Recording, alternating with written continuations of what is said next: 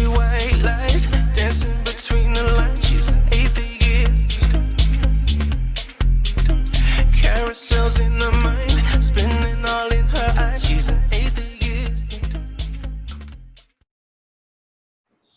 Hello and welcome to Digital Freethought Radio Hour on WOZO Radio 103.9 LP FM right here in Knoxville, Tennessee.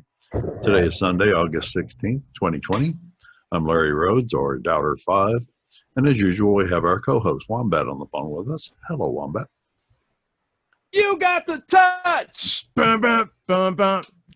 That's all I know about the song, Okay. but it's a good song. I don't know that song. It's probably It's a good song. It's probably because I'm so old. And today's guests are Dread Pirate Higgs, Wave, there you go, George, and Red Leader. Why don't we get drunk? Okay. Radio. Good. Also a good song. Digital Freethought Radio Hour. It's a talk radio show about atheism, free thought, rational thought, humanism, and the sciences. And conversely, we'll also talk about religion, religious faiths, gods, holy books, and superstition. By the way, this is our 190th show. So we're closing on 200 shows now, a couple more months. If you get the feeling that you're the only non-believer in Knoxville, well, you're just not. There are several atheist, free-thinking, and rationalist groups that exist right here in Knoxville. And we'll tell you how you can connect with them right after the mid-show breaks. Also, did you know that there was a streaming atheist call-in video / TV show broadcasting here in Knoxville? It has been for 10 That's years. correct. Did you know that, Wombat? Yes. So the fight was the heavyweight women's MMA championship. It was Linda the Slicer Stopping. This is getting Oh, I like to see him versus go. Amanda tedious. the punch metal fist No. This is lady so tedious. Please Branson, stop. and they were fighting for a long time until an eye poke happened, unfortunately, in the 17th round, and the belt went back to the reigning champion. I think it'll be a really great competition if they do. You're not After gonna- 200 shows, he still He still does that? hasn't found the TV show yet. I'm just saying, pay-per-view is expensive. That's all. So Yeah, you just take it what is, you can get. but Yeah. it's not on pay-per-view. Anyway, we'll tell I you more don't know about how what you you- can connect with it, and maybe Wombat will really pay attention when we tell them, but that'll be after the mid-show break as well. If you'd like to interact with us during the show, go to Facebook and search for our Digital Freethought Radio Hour page, and you can use the messaging function to send us questions or comments. What do you have for us today, Wombat? Today we're going to be talking about the more things change, the more things stay the same, specifically with science versus religion. Right. And we're going to see which things change the most and which things stay the same the most. But before we go into it, I throw it up to our own Dread Pirate Higgs for our daily or weekly invocation.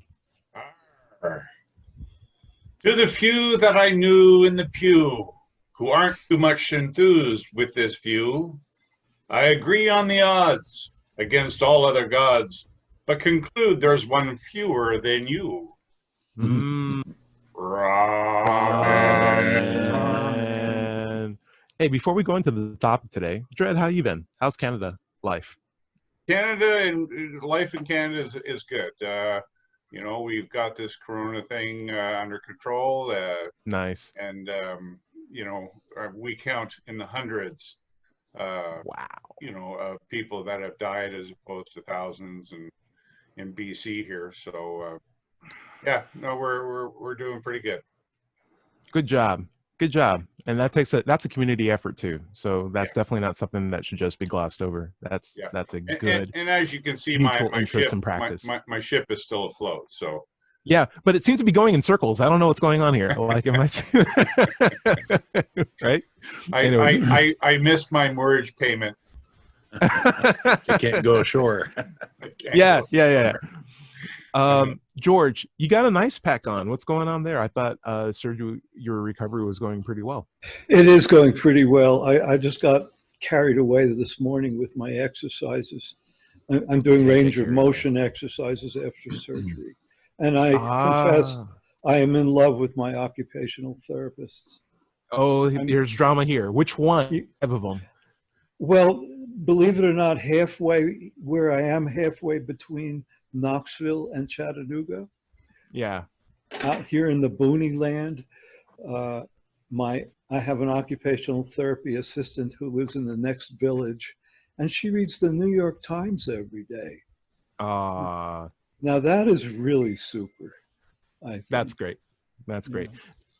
I love is blooming. Keep us updated. Yeah. Dale, you got this weird statue. You know we're gonna have to go over it. What's going? Also, you're holding your cup, but you're not holding it with the part where you're supposed to hold the cup. Now I'm confused. All right, two things. First, statue. What's going on here? Well, as you said, the more things change, the more they remain the same. This is a statue I did to commemorate an incident that happened in Tennessee. Uh-oh. It's he okay. did warn that there might be some kind of an issue. It's and fine. It's a haunted statue, so that's Yeah, what's it might going on here. drop. I think Dale, what he's we've- basically saying is it has the power to freeze time. The statue Yeah. has the power to freeze time Well, whenever Dale, anyone your- tries to talk about it. Dale, your image and sound have frozen. That's true. We'll throw it up to Larry though. Hey Larry, how you been? What's up? What's life like in the booth / not really in the booth, but / I'm doing kinda in the fine. booth anyway? Yeah, staying in, staying safe. I saw a funny meme on the internet yesterday. It says, Meantime with Larry, let's go. Yeah, we- yeah. well, we can't go outside. We can't do anything. We have to stay home, stay safe. And then the bottom part has the person who just got off home arrest, and he's looking at the camera going, so he's still Yeah. under house arrest, no matter whether he's off it or not. It's just I Oh think man. yeah. I can feel You're back with us now, Dale. Yeah, Dale. Yeah, Dale just sorry joined the about that. conversation. No, you're fine. It's not We you. lost you. We lost you at tell us about this- commemorate. Yeah, what's the statue about? Did you hear the part about Trump? No. Here's Okay. the Trump dump. Let's go. No, not Trump. Crump. This is Oh, as you said, the interesting. more things change, the more they say the same. In Tennessee, Right. there was a political machine headed by a man named Crump. And what Okay. he did was he stole the elections because he would take the ballot boxes, take all the ballots out of them, and put other ballots in. You know, and consequently, the townspeople got tired of it one year. And then after the sheriff stole all of the Ballot boxes. Mhm. ballot boxes, Yeah. they stole them back. And then they broke the ballot boxes apart in the middle of the street and counted them by the light of cars. When This- was this and where? This was called the Battle of Athens, and it happened in Athens, Tennessee. It was an Right where actual I am. battle too, shooting and all that. Wow. Was this 1949? Did this happen? 1946, the Battle of Athens.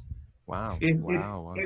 It was broadcast nationwide because WLAR was operating at that time, and the battle raged for 12 hours before the ballot boxes were finally retrieved.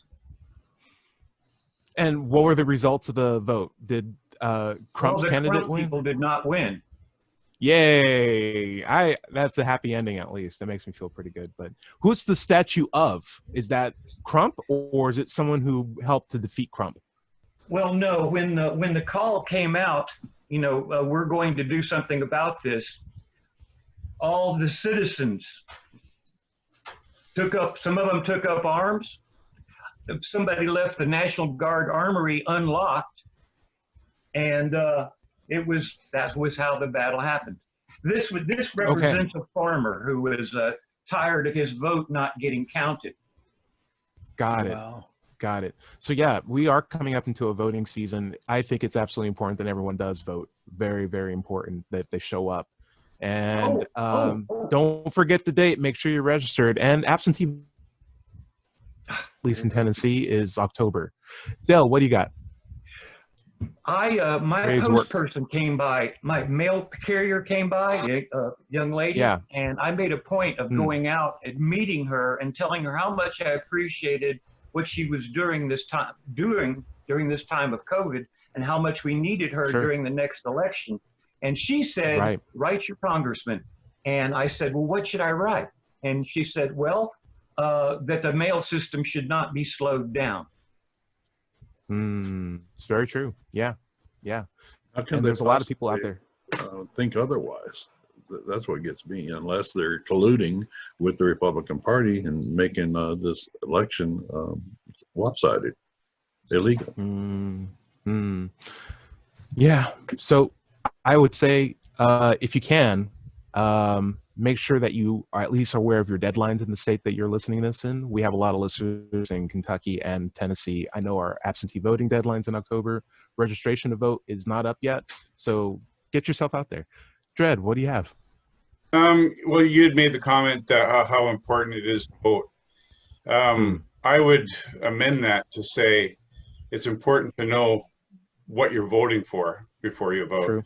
Don't just vote for the sake of voting, because if you don't know the issues, you pay no attention to it, then you're essentially wasting the opportunity to choose your future through ignorance. So Right. Well, I don't want to take voting advice from a pirate from Canada. I think you might. They How vote many up people there were dying of too. COVID over there? Oh, you said it was in the hundreds? I think I might want to take a little bit of advice from this They guy. have Yeah. a democracy. Yeah. we have a democracy, yes. Yeah. All right. So we're gonna get into the main topic of the show. I'm glad everyone's doing well. I was playing the game since the last week. That's basically what if humanity had a catastrophic event that made them go back to caveman / hunter-gathering times. And so you're playing as a character who's just raised up in this culture where there's a bunch of like dilapidated buildings, robots, computers, but most people just ignore it so that they can gather berries and hunt and basically live as we used to when we were still nomadic tribes and stuff. The interesting thing is she has a lot of questions. She wants to know what's going on about this world, and she's not satisfied with the answers that people are giving her because everyone in different tribes have different gods. The tribe that she's raised in worships a mountain. They call the mountain All-Mother because the mountain provides all the food for them. It protects them from the elements, protects them from neighboring villages that try to take stuff from them. It's like the mountain has a agency that's designed with them as the number one people, and they are the chosen people in this sacred land. And then across the mountain, there's a tribe that worships the sun. And I'm like, hey, we had people in our past that worship the sun. There's people who worship the sun even today. We've had people who worship mountains in our past. There's probably, Amazonian tribes that worship the land that they're from, their ancestors' land and stuff like that. People who fight over sacred land even today. And so it was interesting that you're playing this game that has a lot of illusions and messages for what it's like essentially to live with a understanding that everyone's believing something different, but they can't all be right? And there's a lot of conflict that comes about from it. But what's also interesting is she has a lot of questions about science. She wants to know how things work. What are these machines? What are these how do these metal buildings come about in the first place? And as she tries to figure out the mechanics of science, she does so exactly the same way how we did. Like, we understand how electricity works. She figures out exactly the way how mechanics work, how physics works. Like, she's following the same parallels that we're doing and coming to the exact same conclusions we have today. But the religious claims are all spiraling in different directions and breaking down to different fractions. And there's the eclipse people who are like, we like the sun, but we don't like the sun that much. We like the sun only on certain days. And We like the night. We moon like is the night. our We like goddess. sacrificing. There's a moon tribe too. And they're just like, oh, the sun people are a bunch of jerks. We're just going to worship the night because there's less enemies out in the day and we have the cover of night and we're the best people. And then there's a shadow group, and then it's just like so many fractured groups that all think they're right. But everyone who cares about science or like mining or like making metal, all are doing the exact same way we're doing. So I would ask this as a roundtable. Do you think there's validity in the statement? I'm going to start with Dread Pirate. Do you think there's validity in the statement that religions tend to, as you look around different cultures, be very different and point in different directions, but science always seems to point in the same direction, almost the same point? Dread, Yeah, I'd absolutely agree with that because, science is based on empirical evidence, not whatever you fancy is going on in your own imagination. So it's about what's true as opposed to what you want to be true. True versus what you want to be true. Objectively true. Yeah, in an objective sense, right? Would you say there's a lot of unfortunate truths in science then that you have to face no matter what? Yeah, I would say so. Fire is hot. That could be a good thing or a bad thing. It's a good thing or a bad thing, depending on the situation you're in. So, sure. Larry, I'd like to head off some of the criticism I know we're going to get in the comments about, but there are a lot of scientists who disagree with each other about different things. And we have to say that to address that, we have to say, but that's on the frontier of science. Those are the breaking edges, the icebreakers of science. Discovering new things and then disagreeing on how the models work, as it were.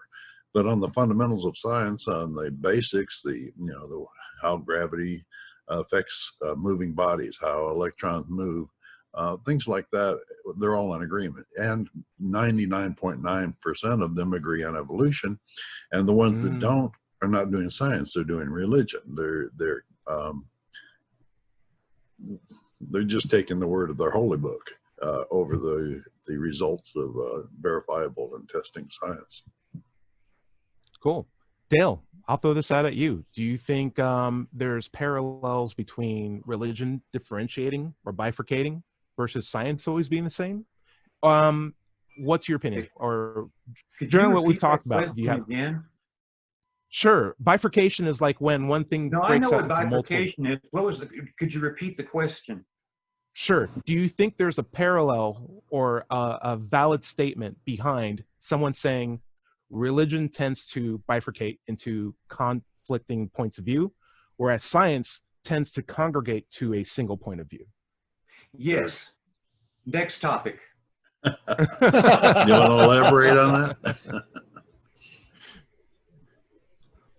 Actually, Larry, I liked what you were saying about how scientists do argue. Like, it doesn't mean that science is different things. Like, there's a difference between a scientist and science, right? And I think part of science is having people who are skilled in their craft converse and debate with each other to try to figure out where the truth lies. When you see two scientists arguing with each other, that's science happening. Yeah, they're not arguing for argument's sake. They're arguing to reach progress or to progress on the subject. They learn from each other using they're fine-tuning.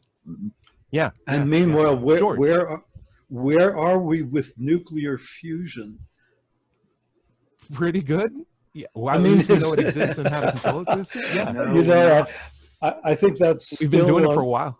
No, we're not on the leading edge. We've been doing it for the last 14 billion years, if you want to claim it on our part. But yeah, we understand it very well. We've understood it for quite a while, I'll put it that way. We've understood it for quite a while, and it's been happening for quite a while too. But to do it in our labs is hard.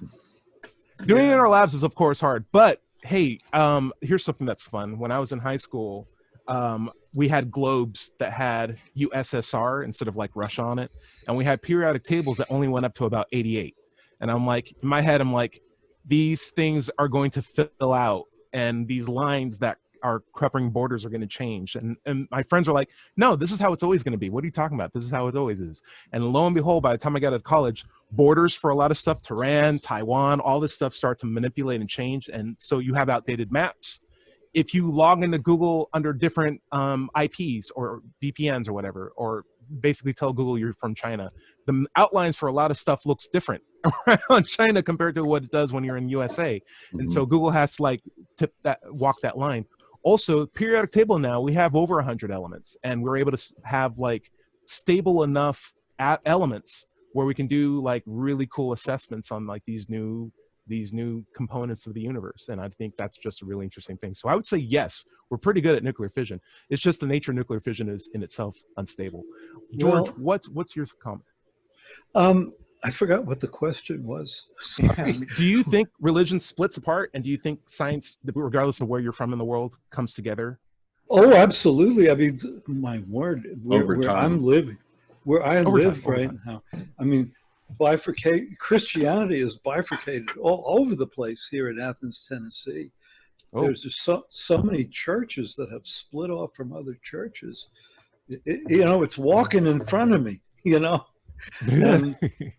And I about the issue, I have been walking at the intersection of art and science for almost my entire life. Interesting. In the sense that I'm a musician by training, and I have worked on musical instruments for a living. I started at the age of 6. I took piano lessons, and I had a lousy piano that I kept breaking. So I kept having to fix the piano. And this led me into the science that's behind musical instruments. And I can't refute it. I can simply look at it and say, well, the way we tune a piano doesn't make sense. Scientifically, the way we have to tune a piano is to make it a little bit out of tune, but yet in a way that nobody will notice. So in the terms of physics, what's that? That's strange. Yeah, Strange. in terms of physics, we throw the physics out of kilter to tune the piano properly. And this is the way it's been done since Johann Sebastian Bach. So I have to, what I'm getting at is that I have to live with paradox in my mind, because I've been at the Or things that are intersection. counterintuitive.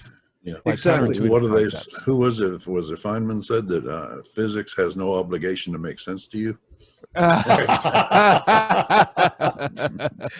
Who That's said good. I that, like Larry? I think it said was that, Larry? Feynman, but I'm not sure. And who's that? A Who's physicist. Feynman? Yeah. Yeah. We'll talk about, but I do like the idea of like, there are things that may not necessarily make sense to you, but they are still true. And science is very good at finding like those things. Very, very good at finding things that are true that don't necessarily make sense to you. Mhm. And religion is very good at finding things that just make sense to you. And it's not interested in the things that are unpalatable in the large sense. And they may not necessarily be true. And so because of that, I just find them wholly underwhelming as things that I want to have in my life. Dred, I think I saw you raising your hand. What's up? It's disappearing in the blue screen behind you, but I see it. Yeah. Just like a Well, phantom hand. just to reflect on George's comment there, I don't know how to tune a piano, but I can tune a fish. Well, he is a dad. He can get away with some dad puns. Okay. So actually, I thought because bifurcation has come up as a term over the last 2 or 3 shows, but it doesn't really bifurcate. Doesn't it proliferate? Yeah, but this is what I'm saying is like you have the First Street Baptist Church, and then the pastor comes in with a blue Cadillac, and people are like, "I can't believe he has a blue Cadillac." Yeah, I don't have a blue Cadillac. I'm going to start my own church because this pastor has a blue Cadillac. Next thing you know, you have the Second Street Baptist Church, where the pastor comes in with a Ford truck, and he's just like, "Ford trucks? Come on. Everyone knows Chevy has the best trucks. I'm going to start my own Baptist church." And you have the Third Street Baptist Church for the pastor, and it's so on and so on. And so I'm thinking it's like one main one, and then it just keeps splitting to the point where even the main one doesn't even fit. Of course, they split up and go crazy, but typically it's like... And new ones start just out of the blue. Look at Scientology, and well, there's several, but Scientology is a good example of it. Sure, go for it. One thing I'd like to get back to is... one thing you mentioned in the chat before we started was if society was to collapse, societal collapse into nothing, and all of the science books and all the holy books were destroyed in some catastrophic event, we would have all new religions within 1,000 years, but then we would have all the same science exactly at the same time. So the science would be demonstrably consistent and refinable, as it were. I think that's exactly what I was trying to make the point of. Like the video game that I was playing, Horizon Zero Dawn, by the way, is basically if you wipe out all of human society, everyone's going to have a new religion, but the science stays exactly the same. And that way, when I'm like playing the game and I'm like, how do I connect these two things? How does this power work with this power? How can I like make this temperature like lower or hotter and stuff like that? It's all the same processes. And the girl who's my main character is using the exact same understanding that I have of science and applying it the exact same way that I would and coming out to the exact same conclusions. But on a religious point of view, I have no idea what to expect when I walk into a new village and everyone's dressed around with feathers in their hair. And they're like, "How dare you wear feathers? Only slaves wear feathers." And you're like, "What? I don't understand." Dread Pirate. One of our viewers here, Min, makes this comment. He says, "Religion is about metaphysics, spirituality, and poetry. Science explores the natural world through material facts. These two disciplines are apples and oranges. They should never cross each other.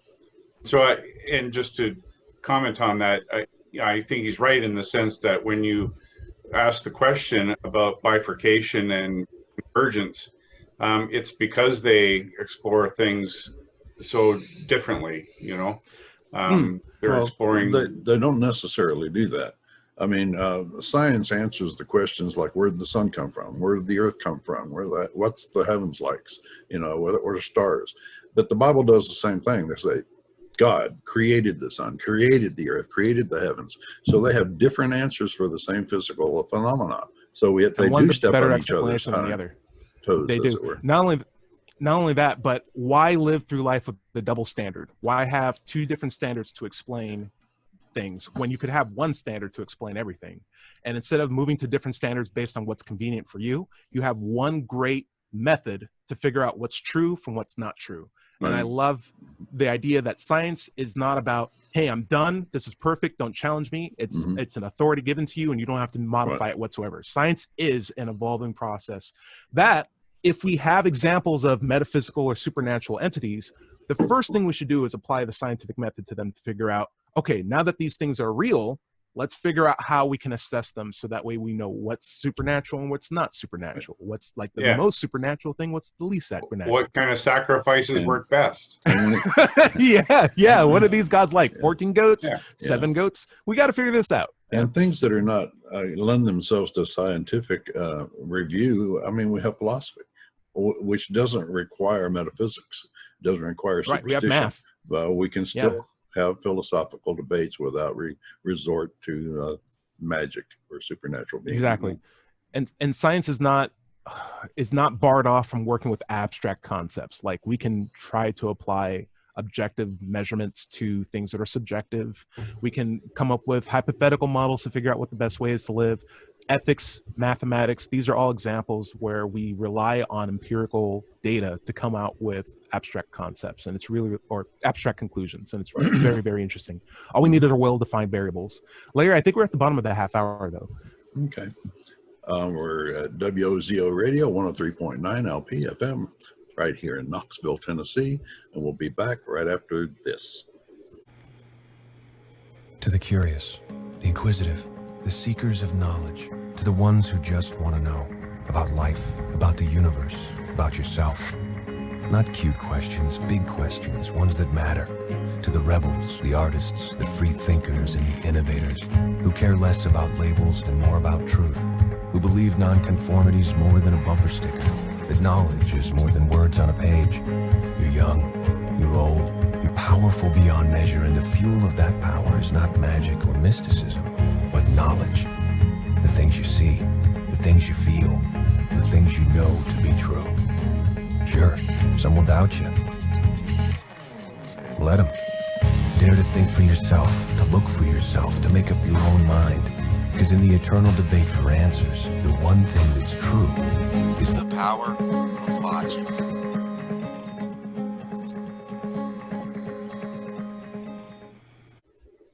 Welcome back to the second half of the Digital Freethought Radio Hour on WOZO Radio, 103.9 LPFM, right here in Knoxville, Tennessee. I'm Dr. Five. Today is Sunday, August 16th, 2020. Let's talk about the Freethought groups that you can join right here in Knoxville. First, there's the Atheist Society of Knoxville, founded in 2002. We're in our 18th year. ASK has over 1,000 members, and you can find us online at knoxvilleatheist.org. Or you can just Google Knoxville Atheists. It should come up. You can also go to meetup.com and search for Knoxville Atheists. By the way, if you don't live in Knoxville, you can still go to Meetup and search for an atheist group in your town. Don't find one? Start one. Start one! Everybody was behind me on that one. There's a little bit of lag. I guess. Another large free-thinking group in Knoxville, the Rationalists of East Tennessee. You can find RET at therationalists.org and click on upcoming events to see what they're all about right now. Earlier in the show, we said we talked about Knoxville's Atheist Call-In TV or video show. It was TV show for 10 years, and now we've gone to streaming online YouTube video. So go to YouTube and search for 4 words: Freethinkers United Coalition of Knoxville. And remember, you can find archives of their past shows on YouTube by searching for Freethought Forum Knoxville. And if you're involved or like to get involved in this TV or the radio show, come to the Digital Freethought Radio Hour Facebook page and request more information, or you can go to RET and ask them about being on the TV show. With us today, we have the Wombat. We have Joey. We don't have Joey. We have Dread Pirate Higgs and George and Red Leader. And we were talking about science versus religion. Yes. And before we go into that, I want to tell you guys a story. It's kind of dear to my heart. I had a dog, and I was walking it at Murray County Park, which is like the park nearby where I like to do my walking of my dogs, or so have you. Mm-hmm. And unfortunately, I lost my dog, so I put up a sign, and it was saying, because I named my dog this, "Where is the love? The love. Where is the love? The love. The love." One day I'll find my dog. Okay, where's the love? You right. lost that love and feeling for that love and dog. Yeah. That'll work too. All right. So we have comments. Feel free to leave a comment on the YouTube channel and we'll go over it. Thank you so much for the love that you guys are sharing. Tracy Reed had a response to our last video, which was about, do Christians really believe what they say they do? Tracy says, I find that very hard to believe. I mean, I find myself invoking Poe's law quite often under these circumstances. By the way, anyone who's not internet savvy, Poe's law basically means if there's not a winky face behind it, it's almost impossible for not someone to take that seriously. So if someone says, hey, recognizing sarcasm or satire for what it is. It's hard. Yeah, it's hard to tell what satire is if there's not like a wiki face behind it, because someone is going to take it seriously. Someone from that group is going to take it seriously.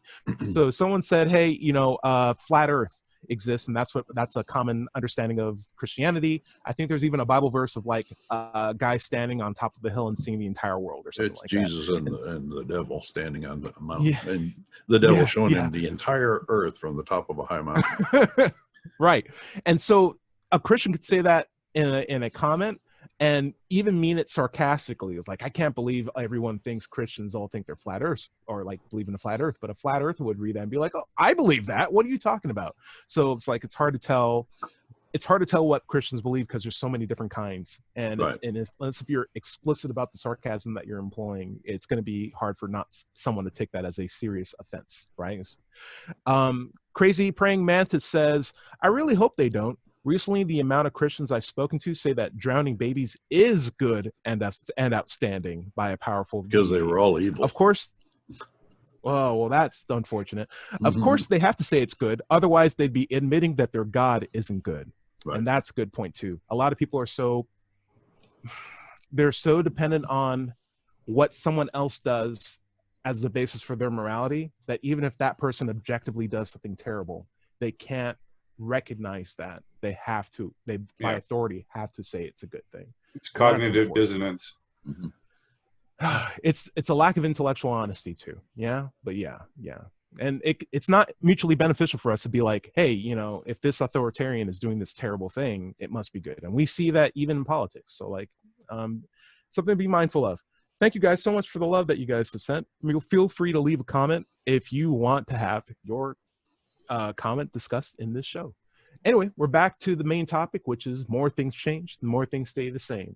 Science versus religion. And we're talking about like if a cataclysmic world event happened that completely reset us back to like caveman times, like how it did in Horizon Zero Dawn. The video game I'm playing right now, it's a really good game. We would actually see a lot of different religions spring up. Brand new religions. I don't think it would be as Christianity would be nearly as popular as it is today as it would be after a world post-apocalyptic turnaround. And the interesting thing is science, like as far as meteorology, chemistry, physics, they would all be the same thing.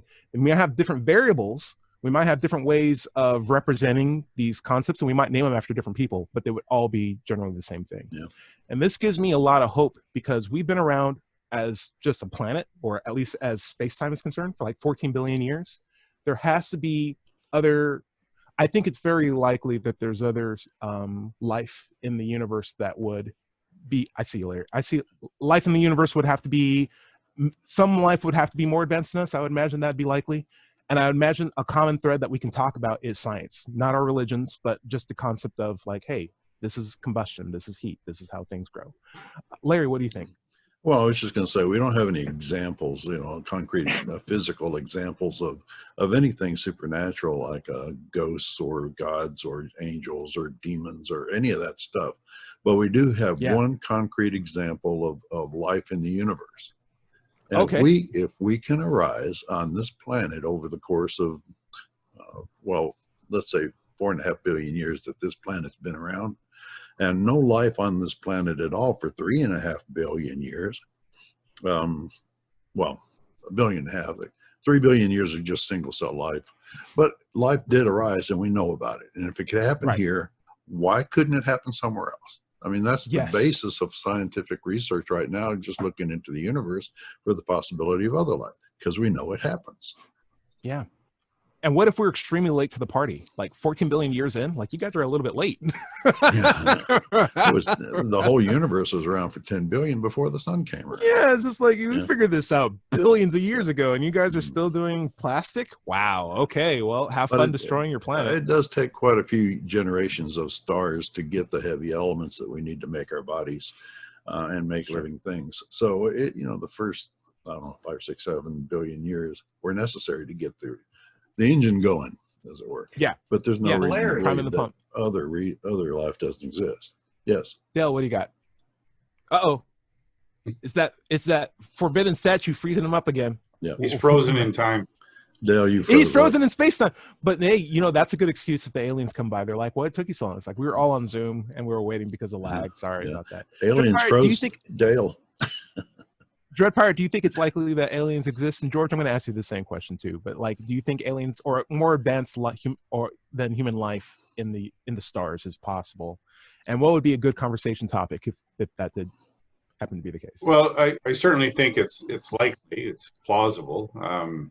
Whether or not they're more advanced than us is, I think more debatable. Yeah.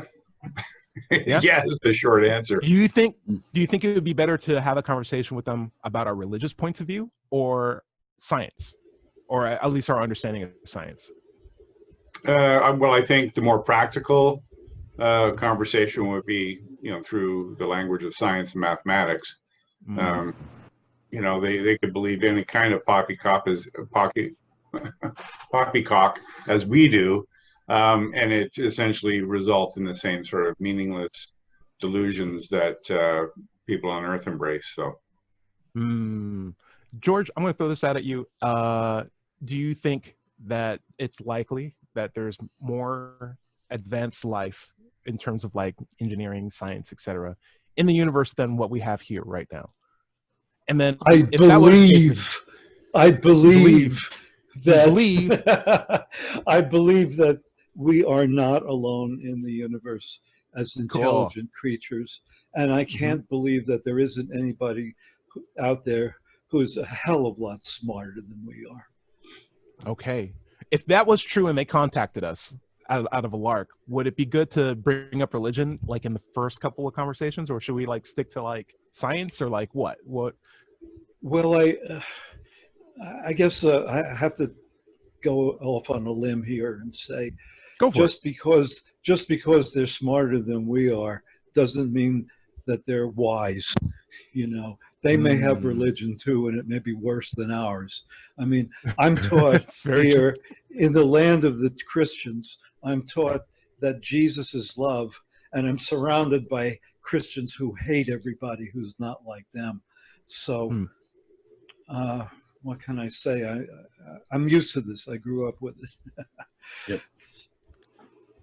Dale, what were you going to say before you were the aliens froze you up?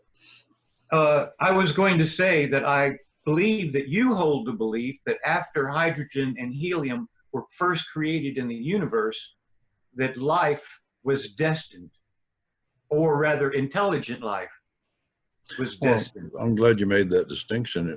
We may not be the only life in the universe, but we could be the only intelligent, or at least the first intelligent race. We don't know. Point too. We don't know, but it's just all conjecture at this point. And since we did come around, I would say that it was inevitable. But, it's like we have all the pieces and we know the process, and it's like no one started the process. So like if that's the case, then anywhere these pieces exist, no one started the process. I could see that as a fair thing. Look at it this way. I have models that don't require a person. Here's the Big Bang. Here's the Big Bang. Here's hydrogen.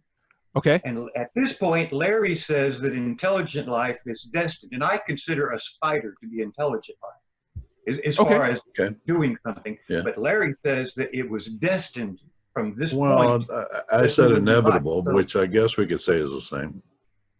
I wouldn't. Okay. Those are different terms for very good reasons. Right. Well, I'd say inevitable because the laws of nature and the matter that we have, gave us as an outcome. And if it gave us, could it really have changed? I'm not really much of a believer in free will. So because of the laws of the universe and the actions of particles upon particles, et cetera, et cetera. So I'm saying that, yes, humans were inevitable. And if we can be created by the laws of nature and the actions on those particles, why not other life, maybe even intelligent life? And just to extend on Larry's comment, the idea of like, how do I know that this doesn't take intelligent agents intervention? Because we have these things called telescopes that let us see states of development across the universe that aren't always at the same place. We can see red giants, we can see white dwarfs, we can see our sun, we can see suns that are older. If we see a star that's a billion light years away, we're looking at a stage of development a billion years ago, and 2 billion years, and 10 billion years, all the way back to like 13 billion years. And each of these things that we're observing that take place don't have a person physically pushing atoms together and making new, heavier or even elements. necessary. Like we can see that it's not necessary. So there can be a very reasonable conclusion that there's not an agent involved in making heavier atoms. This just is a natural process. And we can see, if that's the case, and this is the same subjects of nature that we came about from, then, extend that to a different part of the universe and was like, there's possibility that life could have originated from there in the exact same way that it did here. I would recommend people look up the Drake equation. Ooh. What's the Drake equation? I'm not which gets in because I want to know too. It's an equation that a physicist named Drake came up with, a scientist, saying if you take these particular variables like the rate of star formation, the rate of stars of this particular class being formed from that, et cetera, et cetera, et cetera, and you plug in numbers for all of those variables, which we are getting pretty good at defining those numbers, then it will give you the number of intelligent races that are currently existing in the universe. Oh, that's very interesting. So the Drake equation, look it up. I want to throw one last, wait, actually, Del, did you have something you would like to say? Oh, I was just saying, it seems like all of you folks are agreeing with the deist clockwork God. Yeah. Once you have the hydrogen and you have the oxygen, hydrogen and the helium, then nothing else needs to be done in order for life to form. I mean, after all, life formed on the earth almost the instant that it was able to survive. Yeah, I wouldn't say, I'm not coming to the clockwork argument, but I am saying that you have a process that doesn't need a God to make it. And why would you posit a God need a God to make necessary? Occam's razor said, cut off any unnecessary entities. Assumptions, yeah. He used the word entities, but that's what he meant, assumptions. Well, Atheist would say, from this point, God isn't necessary. And I would say, no, I would say, why is God necessary? That's my point. No. George, from that point, God is not necessary. I think you would agree with that. I wouldn't put that line there. I'd say, why are gods necessary, period. George, what's your point? Did God change the statue next to Dale? Yes. The deist God Makes sense. did. Makes sense. Dredd, did you have anything you wanted to throw in this as well? Well, just like I say, the difference between the terms inevitable and destiny, because destiny is a very charged word. And a lot of people associate destiny with some sort of deistic, like fate or that kind of thing. And so that's why I prefer not using destiny in any context that is outside of a religious one. So you would agree that life was inevitable? Yeah, given the situation and our understanding of the universe, life clearly was inevitable because we're here. Works for me. And again, I still wouldn't say he's inferring that a God existed in order for that to happen. Not at all. No. Yeah, you can make that claim independent of whether or not a God exists, which is what our points are. Wow, I've converted all of you guys. Wow, it's like he's not listening to us whatsoever. That's why we bring Dale to all the cool parties. Larry, I have this weird idea that if we were contacted by an intelligent life form, whether they were more smarter than us or less smarter than us, or if they just had the ability to do that, I would think that's like substantially impressive. I would be, one, happy that I could talk to them, but two, terrified that they have the ability to talk to us. Because every single example of human to human interaction has been whoever is the more technologically advanced group of people will end up taking over the inferior group. And we've seen that with us every single time, to the point where I'd be terrified to start a relationship with anybody, even the most extreme long distance versions. So I would hope that if this show wavelength goes out into space, that they would figure out a way how to approach, as terrified species as us, to demonstrably prove that there's no harm in their intent, and that they are really just doing like Star Trek. Just like, hey man, we're just going out. We're just trying to figure out what's going on here. We're letting you know there's a greater galactic relationship that's available to you. Just that's it. I just hope the first aliens that contact us are Vulcans. I thought they're the bad guys. Aren't they the bad guys? No, Vulcans are good, and they're motionless. They try to raise themselves without emotion. And they came to us originally, according to Star Trek Enterprise, to be able to give us stepping stones to get into space and to be able to use the warp drive well and to communicate with other species. Okay. So they had our best interests at heart, which is the main thing. For everyone that might be Star Trek impressed, would you say that's the best example of how to reach out to other organizations in the universe and be like, hey, listen, here's who we are. Don't be worried about us. I'm going to throw it out to Dredd. You look to me like a person who's seen an episode of Star Trek, at least by that hat and facial hair. Would you say that's a good example of how to reach out to people? I would think so. Okay. Yeah, I mean, you want to. Yeah, I mean, if you've got a clearly advanced civilization that's come to your planet, you'd want to be there hat in hand to say, hey, look. Thanks for coming. Teach us, something. What about the Prime Directive? Yeah, let's get some space Canadians on this. That'd be fantastic. What if they just want to come here to sell us pickle ice cream? Yeah, like what if it's a District 9 situation where it's just like, hey, we're refugees, our planet and our. What if they're galactic JWs? Oh no! Well, hey, I would love to do SC on them too. Yeah, I'd love. And by the way, SC, you guys are throwing around terms that I don't understand. Socratic examination, street epistemology. Yeah. Oh, JW is Jehovah's Witnesses. Yeah. Oh, okay. Yeah. I would love to have a conversation. I was just thinking too. I got a bit of a joke. Go for it. What if you get an email from a JW that says, or if you, I ruined the joke. If you get an email with a knock-knock joke, it's a JW working from home.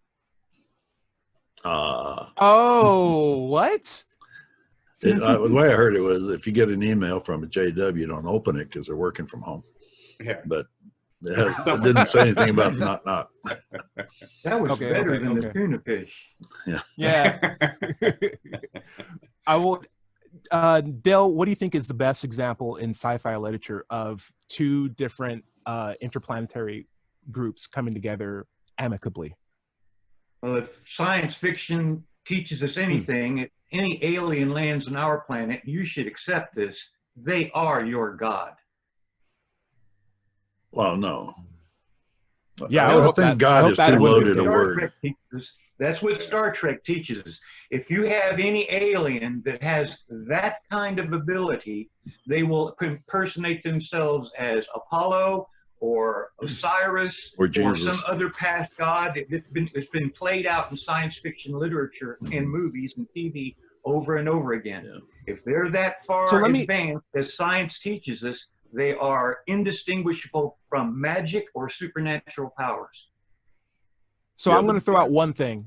It alludes to what Dale is saying, but also shows a positive side to it as well. And it's the most classic example that we have.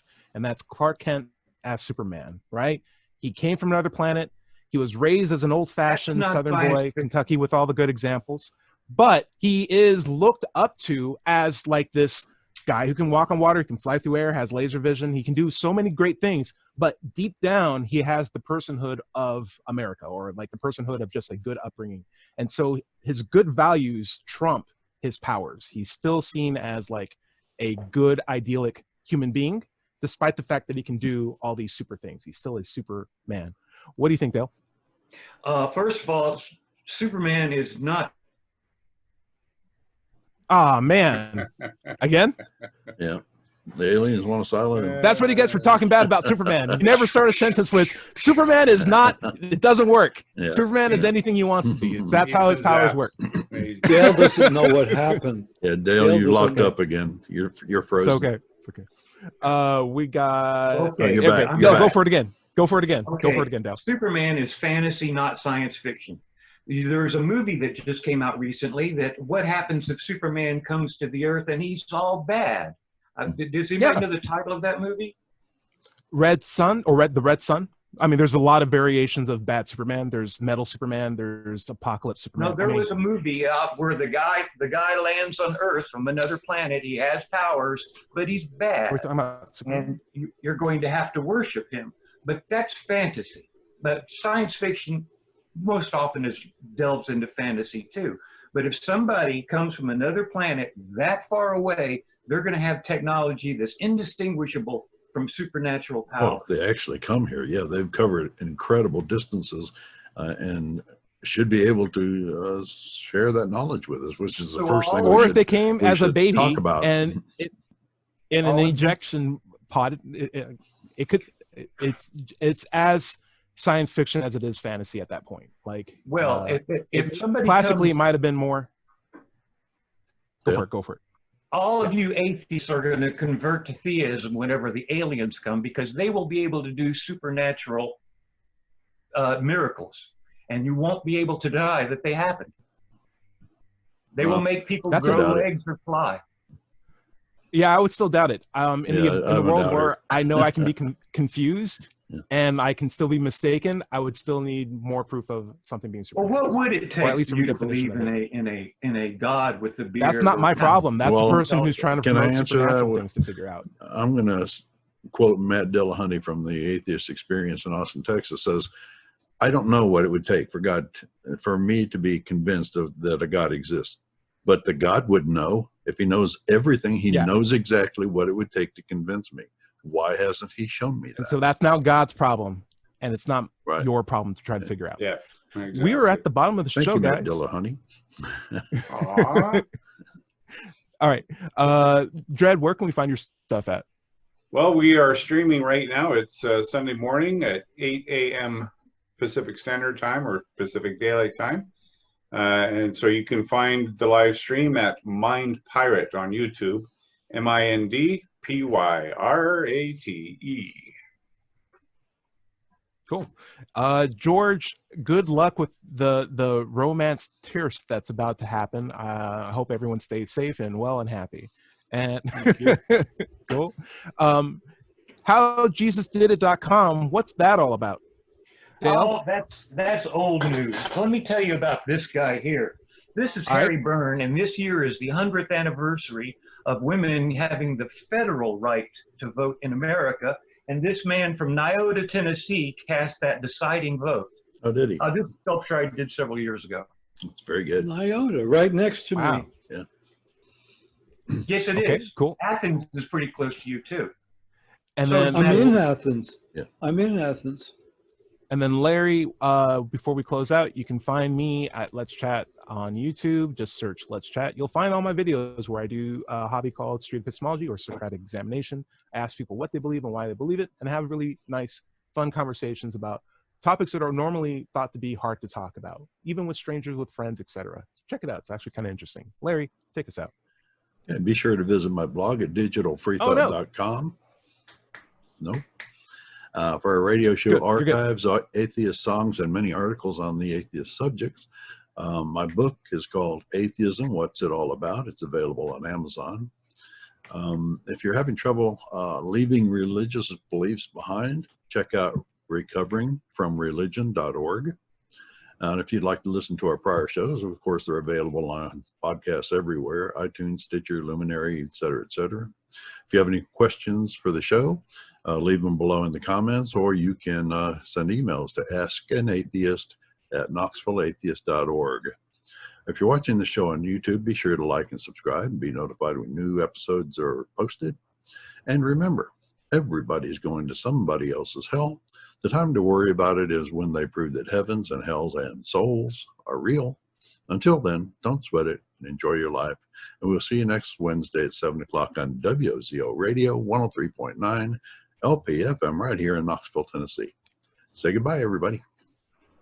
Goodbye, everybody. See you later.